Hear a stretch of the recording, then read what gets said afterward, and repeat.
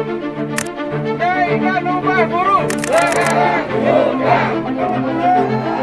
Kita bersama-sama menuntut kepada pemerintah Provinsi Daerah Istimewa Yogyakarta untuk menaikkan upah minimum 50% di Yogyakarta.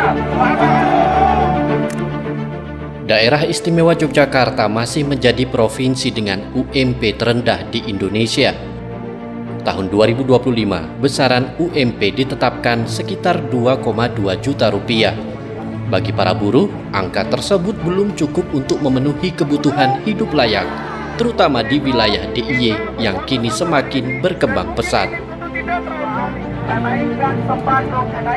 Dengan penghasilan yang mereka terima, kebutuhan dasar hingga kebutuhan transportasi sudah menyita sebagian besar gaji bulanan.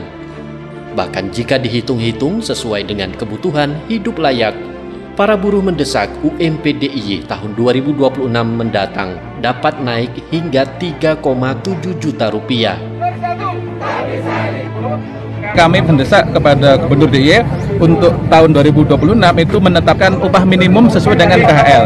Nah, kami pada bulan Oktober lalu atau sekitar 1 minggu yang lalu kami telah melakukan survei KHL di 5 kabupaten kota di DIY dari Yogyakarta, Bantul, Sleman, Kulon Progo, dan Gunung Kidul.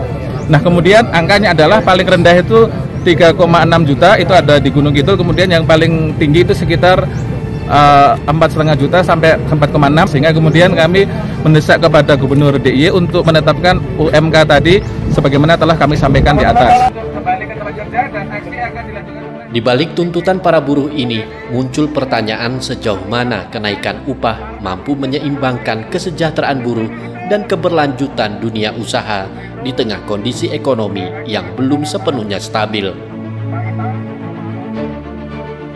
Dosen Visipol Universitas Gadjah Mada Yogyakarta, Hempri Suyarna menjelaskan, fenomena tuntutan kenaikan upah bukan hanya terjadi di Yogyakarta, tetapi juga di berbagai daerah di Indonesia. Hempri menilai penentuan UMP tidak hanya bergantung pada kebutuhan hidup layak semata, namun ada faktor lain yang menentukan seperti besarnya inflasi, tingkat pertumbuhan ekonomi daerah, serta indeks ekonomi yang ditetapkan pemerintah daerah juga menjadi pertimbangan utama. Beberapa hari yang lalu memang saya lihat memang ya kebutuhan hidup layak memang ya menjadi salah satu hal yang memang harus diacu di dalam penentuan upah minimum tersebut. Tapi memang soal penentuan upah saya kira tidak hanya soal kebutuhan hidup layak ya dari seseorang, tapi kemudian juga kita harus melihat faktor-faktor yang lain, misalnya soal inflasi, soal bagaimana kemudian tingkat pertumbuhan ekonomi di daerah, dan juga saya kira indeks-indeks tertentu yang itu dirumuskan oleh pemerintah daerah, dalam hal ini adalah pemerintah daerah istimewa Yogyakarta. Sehingga menurut hemat saya perlu ada titik kompromi tertentu ketika kemudian buruh itu menuntut, tapi kemudian di sisi lain memang tentunya banyak pengusaha yang kemudian akan resisten terkait dengan tuntutan tersebut. Tapi memang saya kira sepakat bahwa meningkatkan upah itu menjadi salah satu hal yang kemudian harus kemudian didorong ya, karena bagaimanapun juga buruh itu adalah aset aset besar perusahaan untuk mendorong efektivitas dan produktivitas dari perusahaan, sehingga hal-hal tersebut harus diperhatikan agar kemudian kesejahteraan buruh itu bisa meningkat, dan tentunya harapannya ketika upah buruh meningkat, produktivitas mereka juga akan meningkat. Itu yang saya kira harus juga dicermati terkait dengan tuntutan kenaikan upah tersebut. Kenaikan upah minimum 50% di Yogyakarta. Angka 3,7 juta rupiah yang diajukan Majelis Pekerja Buruh Indonesia MPBI DIY dianggap masih dalam batas wajar. Namun besaran kenaikan harus tetap melalui dialog antara pemerintah daerah, pengusaha, dan perwakilan buruh agar hasilnya bisa diterima semua pihak.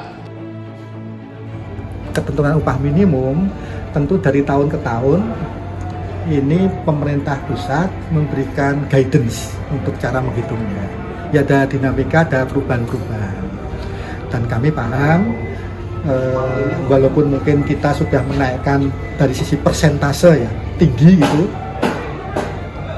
namun karena awalnya sudah rendah jadi tidak bisa nutut dengan kenaikan yang sudah terlanjur tinggi. Jadi ini yang perlu dipahami bareng-bareng. termasuk juga kita menyeimbangkan antara kepentingan pengusaha dengan kepentingan buruh. Ini disambungkan, jangan sampai nanti iklim berusahanya juga turun seperti itu. Selain persoalan upah buruh, pemerintah daerah juga terus melakukan upaya meningkatkan kesejahteraan buruh melalui pelatihan keterampilan tambahan dengan mendorong para buruh untuk mengembangkan keterampilan yang dimiliki agar bisa mendapatkan penghasilan tambahan di luar pekerjaan utama. Kalau terkaitan dengan apa yang mau bisa dibawa untuk mencukupi kebutuhan pokok, ya kita upaya-upaya ya selain melalui pendekatan upah tadi, juga kita mengalami penghasilan di luar upah. Ya, di luar upah itu dalam artian tidak terkait dengan bekerja di perusahaan, tapi yang bersangkutan itu sebagai wirausaha, berganti keterampilannya. Namun dorongan dengan mencari penghasilan tambahan melalui keterampilan yang dimiliki oleh para buruh juga harus realistis dengan waktu kerja buruh yang padat. Pelatihan yang akan diberikan sebaiknya dapat difokuskan pada keterampilan yang dapat dilakukan di waktu luang tanpa mengganggu pekerjaan utama. Langkah dari Dinas Ketenagakerjaan ya dalam rangka memberikan soft skill bagi buruh saya kira memang harus diapresiasi ya. Tapi memang tentunya ini menjadi bagian dari upaya mendorong strategi survivalitas buruh agar kemudian biar tetap eksis ya di tengah kemudian misalnya berbagai persoalan-persoalan kebutuhan yang semakin meningkat. Tapi memang harus juga dilihat ya, artinya bahwa buruh itu kan selama ini jam kerja jam 7 kemudian pulang jam 3 atau jam 4, sehingga kadang-kadang waktu untuk kemudian mengembangkan misalnya aspek-aspek pekerjaan di luar pekerjaan utama kadang-kadang juga susah ya. Sehingga menurut saya ketika kemudian soft skill itu ingin diterapkan atau diaplikasikan, harus memilih soft skill mana yang kira-kira itu tidak mengganggu pekerjaan utama, tapi kemudian juga bisa sisi lain itu bisa menambah income penghasilan bagi masyarakat ya. Artinya misalnya kalau itu bisa dikerjakan katakanlah di malam hari atau mungkin di hari Sabtu Minggu ketika mereka tidak bekerja, artinya jangan sampai pertama adalah soft skill itu kemudian mengganggu aktivitas utama. Yang kedua adalah soft skill itu bisa dikerjakan di sela-sela waktu dan kemudian tidak mengganggu produktivitas dari pekerja di situ. Ini yang saya kira harus dilakukan, sehingga memilih soft skill harus benar-benar kemudian soft skill yang memang benar-benar kemudian tepat guna dan kemudian bisa diimplementasikan oleh para buruh di situ. Penentuan UMP DIY selalu menjadi perdebatan setiap menjelang akhir tahun. Para buruh bersuara demi mendapatkan upah yang layak sesuai dengan kebutuhan hidup layak. Bagi Hempri Suyatna, penentuan upah harus menjadi hasil kompromi yang mempertimbangkan kebutuhan hidup layak sekaligus kemampuan perusahaan. Harapan saya bahwa memang kesejahteraan buruh meningkat.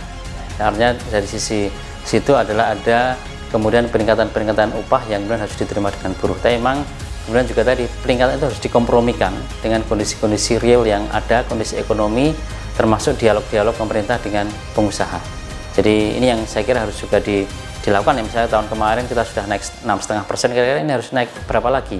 Ini yang saya kira memang tetap harus ada upaya misalnya untuk mendorong kenaikan buruh, tapi sisi lain memang harus ada upaya tadi dialog untuk kemudian membangun kesadaran dari buruh terkait dengan situasi real yang ada. Kemudian juga harus dialog dengan pengusaha bahwa buruh harus dipandang sebagai sebuah aset penting dalam rangka mendorong produktivitas mereka.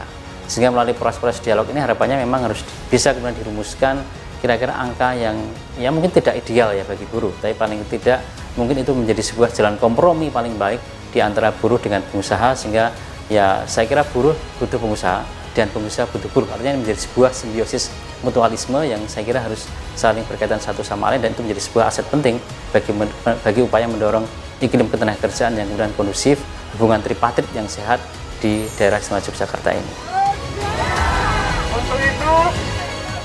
Visintiarina, Iksan Rianto, Jogja TV.